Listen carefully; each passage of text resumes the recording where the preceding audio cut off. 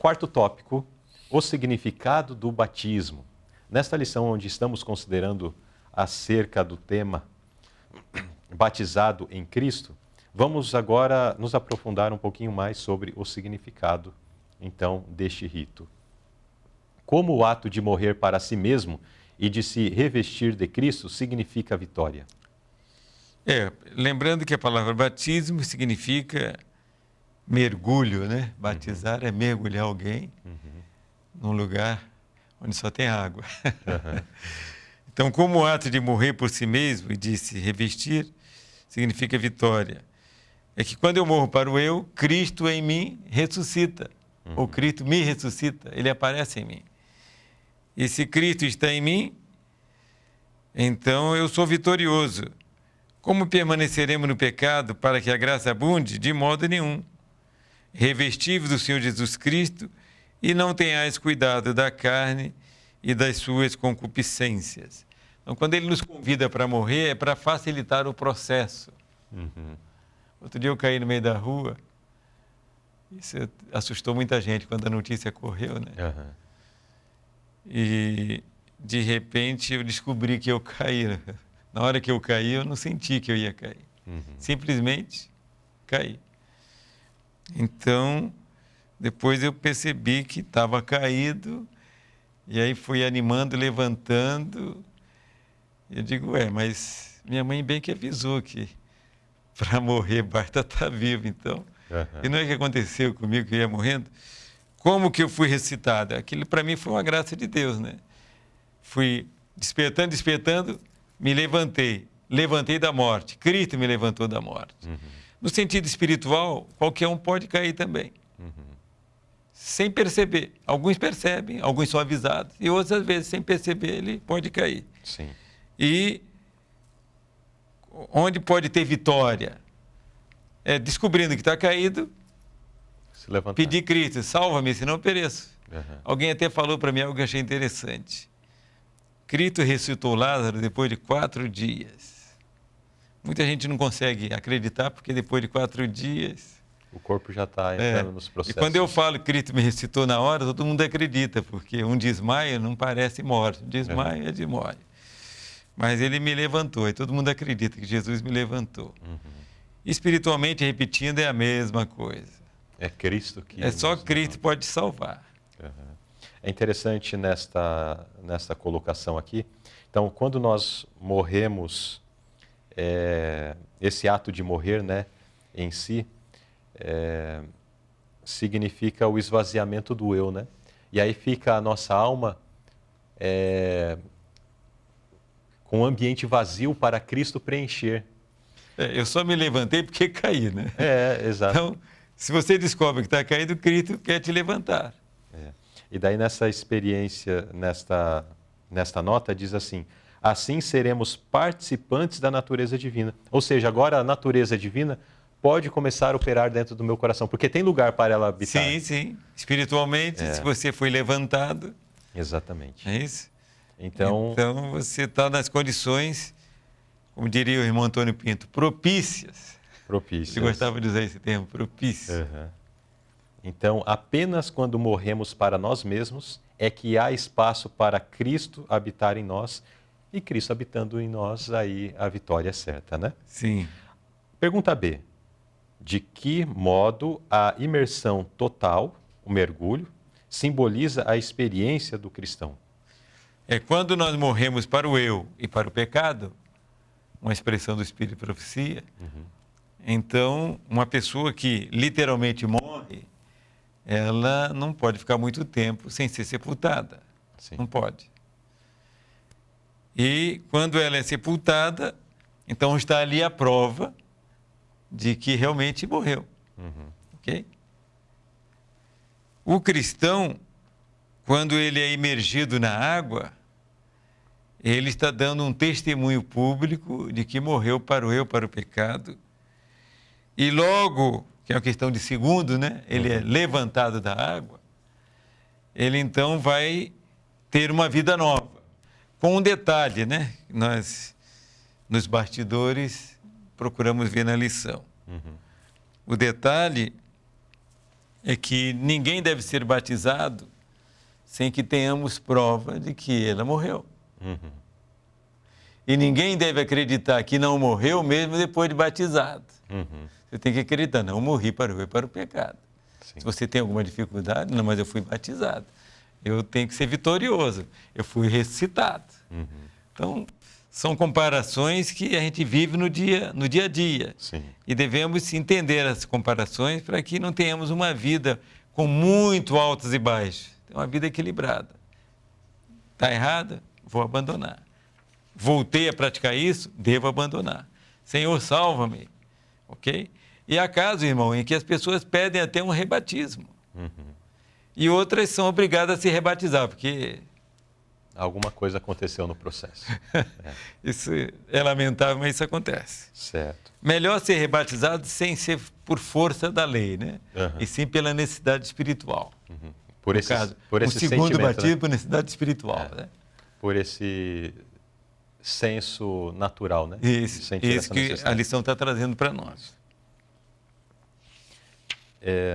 Tem um outro aspecto aqui, que é citado na nota, Sim, que para que o fato ou a cerimônia realmente represente esta morte, sepultamento e ressurgimento, esse batismo ele deve ser realizado por imersão, imersão. Isso. não por aspersão, porque pela aspersão, como é praticado o rito do batismo em algumas religiões, não cumpre as características de um sepultamento, né? Não cumpre. Ninguém joga uma colher de terra sobre um defunto para enterrá-lo. Não cobriria, né? Não. Mas para que o símbolo seja completo, então... Uma comparação mais rude, ninguém sepulta só uma parte do corpo. Mas o corpo todo. É o corpo todo. Tanto é que, às vezes, por alguma razão, no momento do ato do batismo, se dá por qualquer razão que seja... É que, às vezes, boia uma parte do corpo. A pessoa não é submersa Totalmente. por completo, então se refaz o procedimento. Para que o símbolo realmente... seja seguido. Seguido. Pergunta C. Existe algo a mais no cristianismo além da morte para o próprio eu? Existe algo a mais do que o batismo? Sim. Pelo que pudemos ver aqui, as pessoas batizadas, elas são revestidas e elas passam a ser observadas. Ela queira ou não, elas são... Como é que é? Elas são... vista de forma diferente. Se descobre nelas coisa diferente. E aí vêm as perguntas. Uma vez eu estava numa família, fui lá, primeira vez, aliás, a única vez, mas fui lá. E eram de uma outra religião, e na hora do almoço, vamos almoçar, eram muito hospitaleiros. Eu digo, vamos almoçar. Só tem um detalhe, eu não como carne. O que é que você come? Aí eu levantei o prato de carne, ficou tudo na mesa, eu como só isso aqui. Foi uma forma de eu ter que falar que eu era vegetariano. E que vegetarianismo não significa que sem carne não se alimenta. Ao contrário, né? Você pode se alimentar totalmente, só de vegetais. Sim. Ok. Então, nós seremos convidados pelas circunstâncias, pelo nosso porte, pelo nosso lugar de trabalho, de estudo, a explicar as razões da fé. A gente já deveria fazer isso como algumas classes de religiosos fazem, né? Que saem de porta em porta mesmo, provocando. Sim. Mas se você não quer sair provocando, não resista a uma provocação quando alguém vier lhe perguntar. Sim. Estranho, você não veio aqui sábado. Por quê? Olha, por quê? Já compartilha. Lá na festa você... então as pessoas nos observam, não tem como. Irmão Bob, uma vez chegou a Caracas e ele viu que algumas pessoas, a polícia investigava. E quando chegou a vez dele, mas vocês não estão me investigando? A autoridade lá, policial, disse, nós, a vosotros, ele percebeu que ele era pastor, algo assim, nos conhecemos por la cara. Está Irmãos, estampado. queira ou não queira, tem uma Bíblia embaixo do braço ou não, quando você entra num ônibus, senta num banco, entra no avião, as pessoas percebem que você é de outro mundo. Não tem como negar. Então nós podemos ver que além do batismo, dessa renúncia ao eu, nós temos uma vida pela frente, uma jornada a ser seguida, né? Sim. Através de a obediência e através do testemunho. Testemunho e Por explicações. palavra, por exemplo, né, quando nós vivemos a obediência, por exemplo, pela nossa conduta e também por palavra. Sim. Alguém costuma trazer uma frase bastante famosa que diz assim, que devemos pregar a todo tempo e, se necessário, falando. Alguns usam essa frase para dizer que não precisa falar, né?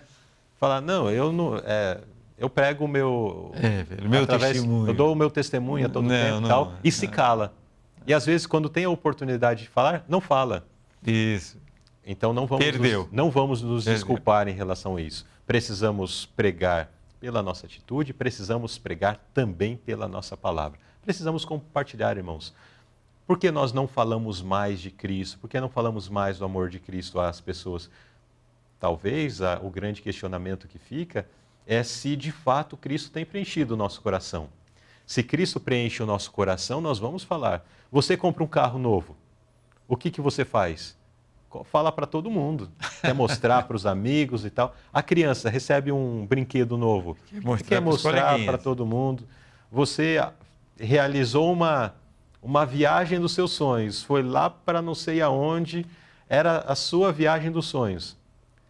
Nas redes sociais que se vê, são fotos suas. Propagação. Então, manifestamos, revelamos, queremos falar porque é algo que preenche o nosso coração, é muito vivo na nossa alma. Por que com Cristo é diferente? Eu estou vendo aqui uma palavrinha Sim. que vai ser um incentivo para todos. É que quando nós falamos, nós estamos demonstrando às pessoas com quem falamos que queremos que elas recebam as mesmas bênçãos. Está bem no meio da nota aqui. Quanto mais o Senhor lhes confia porções da sagrada verdade e os torna guardiões dela, maior será seu desejo de que outros recebam a mesma bênção. Então, se você percebe, se você entende, se você crê que o que você tem é uma grande bênção, como disse alguém, né? Anos de vida e paz, então outros precisam disto. Uma vez encontrei um senhor lá em Dallas. Não, era Houston, no Texas, em Houston. E ele falou que estava sofrendo depressão e tal. Ele era, por acaso eu falei na Venezuela agora, e ele era venezuelano. E aí eu disse, para você, Salmo 23, o remédio para a tua depressão. Eu digo, o remédio que eu tenho agora para você é esse.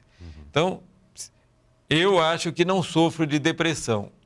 Se alguém sofre, o primeiro remédio que eu passo para eles é esse, Salmo 23. Tem outros remédios, inclusive tem situação dessa da enfermidade que precisa de médico mesmo. Não vai confiar só no Salmo 23, porque não é isso que eu estou dizendo. Sim. Ok? Mas a única bênção que eu tinha disponível, além de poder pagar para ele, né, que era um Uber, tinha que pagar, então ele estava feliz porque estava ganhando. E a depressão? Salmo 23, estuda o Salmo 23, medita nele. Eu creio que se ele meditou, a bênção veio para ele. Mas é só desse, só isso que as pessoas precisam? Não, são várias motivações. E nós precisamos, então, compartilhar. Permitir, né?